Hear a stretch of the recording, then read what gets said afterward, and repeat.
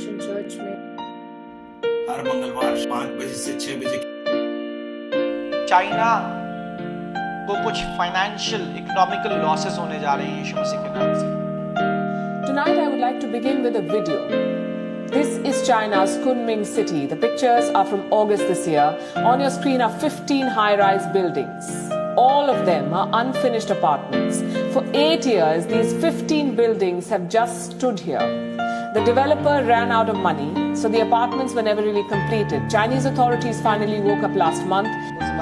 In the name of the spirit मेरे प्रियजनों, प्रभु का आत्मा मुझे कहता है आने वाले समय में ये शायद इस बात को कुछ समय लगेगा, पर आपकी सरकार की जड़ें और भी राज्यों में मजबूत होने जा रही हैं। आप जल्दी से आपको दे देते हैं इस वक्त की बड़ी खबर पर जाने। आम आदमी पार्टी की सुनामी 90 सीटों पर आम आदमी पार्टी, और जैसा कि आज तक ने अपने एग्जिट पोल में भी दिखाया था, रुझानों में आम आदमी पार्टी का शानदार प्रदर्शन। ईश्वर के दास ने कोरोना वायरस के विषय में की वह पूरी हुई। आइए सुनते हैं उन भविष्यवाणियों को। इटली देश के कोरोना वायरस के लिए की गई भविष्यवाणी पूरी हुई। परमेश्वर के दास ने कहा था कि इटली देश पर परमेश्वर अनुग्रह करने जा रहा है। आइए सुनते हैं उस भविष्यवाणी को। आप देखना, ये बात परमेश्वर की है और ये बात सत्य कहने की कि जो कोरोना वायरस का कहर इटली शहर पर छाया हुआ अचानक से वो कहर शांत हो जाए। 29 मार्च को एक अद्भुत भविष्यवाणी जो परमेश्वर ने अपने दास से करवाई इटली देश के लिए वह पूरी हुई। परमेश्वर के दास ने कहा था कि इटली के कोरोना वायरस के केसेस अचानक से गिरने लगेंगे, क्योंकि परमेश्वर ने अपनी दृष्टि इटली पे की है। और अब न्यूज चैनल ने इस बात की पुष्टि करी और बताया कि 29 मार्च से लेकर अब तक रोज के केसेस में गिरावट नजर आई है और अब ICU वार्ड के अंदर अब सिर्फ 1000 से भी कम मरीज बचे हैं। इटली देश जहां पर कोरोना वायरस के केसेस सबसे ज्यादा थे, परमेश्वर के द्वारा करवाई गई भविष्यवाणी के बाद इटली देश के अंदर सुधार आना चालू हुआ और आज इटली के ICU वार्ड में सिर्फ 65 मरीज बचे हैं।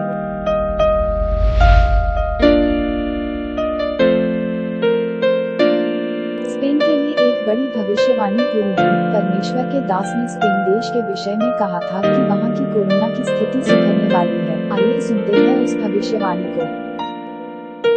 एक और अद्भुत भविष्यवाणी पूरी हुई। परमेश्वर के दास ने 16 मई को स्पेन देश के लिए परमेश्वर की आत्मा से भविष्यवाणी करी कि वहां के केसेस गिरने लगेंगे और वह देश परमेश्वर के अनुग्रह को चखने जा रहा है। आइए सुनते हैं उस भविष्यवाणी को।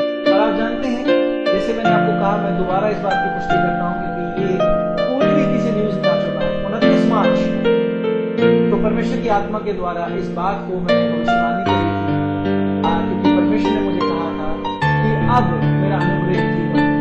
और आज मैं परमेश्वर की आत्मा से बताना चाहता हूँ कि दूसरा मुल्क स्पेन होने जा रहा है। कुछ सप्ताह पहले परमेश्वर ने मुझे स्पेन के लिए गवाही करी थी। तब स्पेन सेकंड लीडिंग कंट्री था कोरोना वायरस का। मैं परमेश्वर का धन्यवाद करता हूँ। स्पेन के आंकड़े भी गिर रहे हैं और परमेश्वर मुझे कहता है कि स्पेन में पूरी रीति से चंगाई होने जा रही है। जिस समय यह भविष्यवाणी हुई तो वह देश दुनिया में कोरोना के केसेस में दूसरे नंबर पर था। इस देश के एक मंत्री जी ने डॉक्टर्स और कोरोना से पीड़ित संख्या के हिसाब से यह अनुमान लगाया कि मेरे राजधानी में भी 80% लोग कोरोना से पीड़ित हो सकते हैं, जो कि लगभग 52 लाख लोग होंगे। लेकिन भविष्यवाणी जो उसके बिल्कुल विपरीत थी पूरी हुई और रोज के आंकड़ों में वृद्धि होने लगी।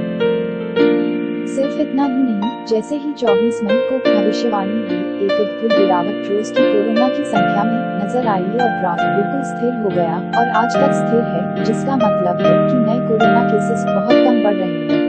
अगर आप इस ग्राफ की ओर देखें तो अचानक से यह ग्राफ ऊंचाई पे जाने की जगह स्थिरता में आने लगा। रोज के केसेस में ऐसी गिरावट नजर आई जैसी पहले कभी नहीं थी। आज की अगर हम स्पेन की स्थिति देखें तो उनके क्रिटिकल केसेस 700 लोगों से भी कम हैं और दिन भर दिन लोग चंगे होते जा रहे हैं।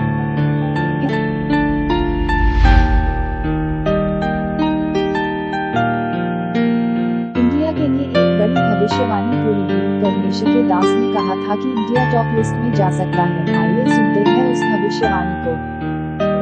एक और बड़ी भविष्यवाणी पूरी हुई। परमेश्वर के दास ने कहा था कि इंडिया में कोरोना वायरस के केसेस अभी बढ़ने वाले हैं और इंडिया टॉप लिस्ट में जाएगा। और आज न्यूज चैनल ने भी पुष्टि करी है कि कोरोना के केसेस में भारत चौथे नंबर पर आ चुका है। आइए सुनते हैं उस भविष्यवाणी को। पर इंडिया के लिए अभी हमें तपना पड़ेगा, अभी रुकना पड़ेगा। अभी इंडिया, परमेश्वर की आत्मा मुझे कहता है कि केसेस बढ़ेंगे जब तक कि वो टॉप लिस्ट में ना जाए। इंडिया टॉप लिस्ट में जा सकता है यीशु के नाम से।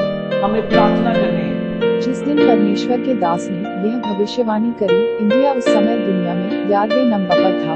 आज अगर हम इंडिया की कोरोना की स्थिति देखें तो इंडिया विश्व में तीसरे नंबर पर आ चुका है और केसेस अभी भी बढ़ रहे हैं।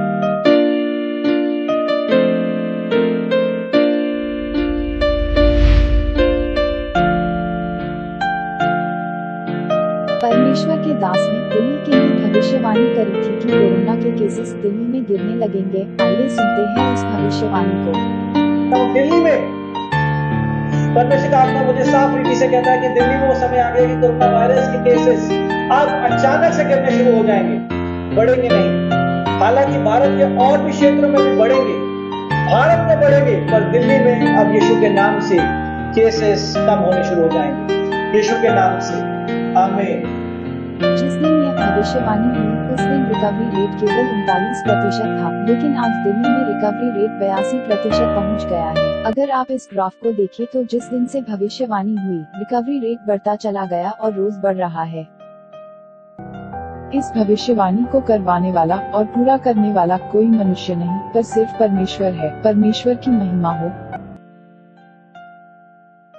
करना चाहती हूँ। 26 दिसंबर मॉर्निंग चर्च सेशन से ब्रदर ने मुझसे बात की थी। उन्होंने मुझे कहा था कि मैं उन्हें कॉल करूं और उन्होंने मुझे बताया था कि प्रभु यीशु मसीह की ब्लेसिंग से उन्होंने मेरी बेबी को लोकेट किया है और उन्हें मेरी ड्यू डेट नहीं पता थी, पर उन्होंने मुझे कहा था कि जो भी ड्यू डेट आपको दी गई है बेबी उससे पहले आएगा और बिल्कुल हेल्दी इस दुनिया में आएगा।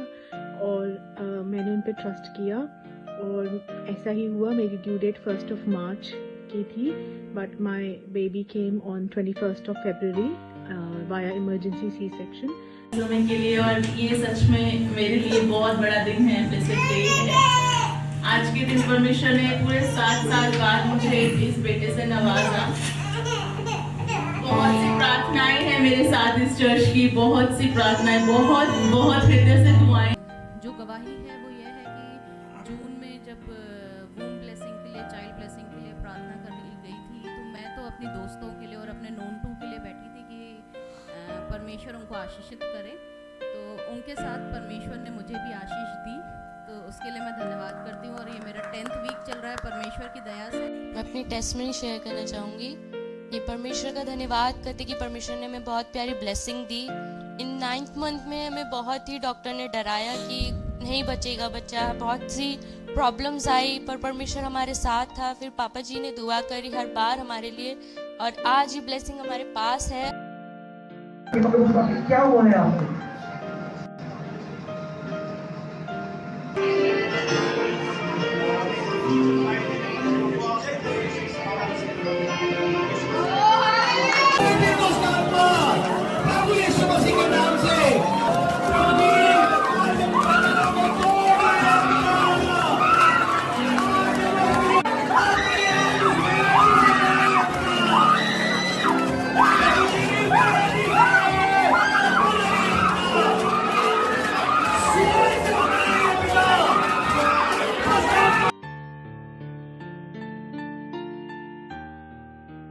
फोन पे प्रभु के बारे में 1.5-2 घंटा हो गया। दूसरा फोन एक आई जीप पे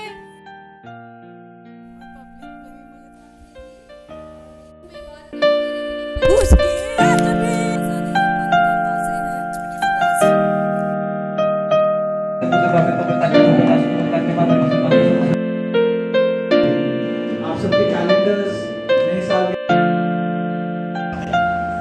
हमने आपको समझ लो। और जब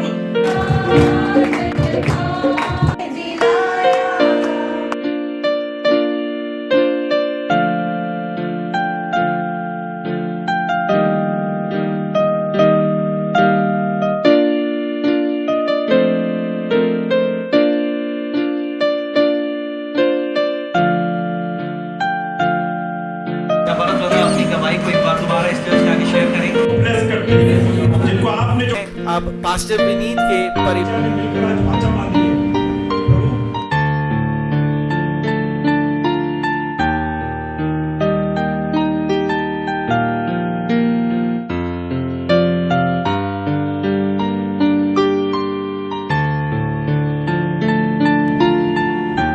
प्रभु चर्च भाइयों में प्रभु यीशु मसीह ने भी जब तक अपने जीवन को उसको मुझसे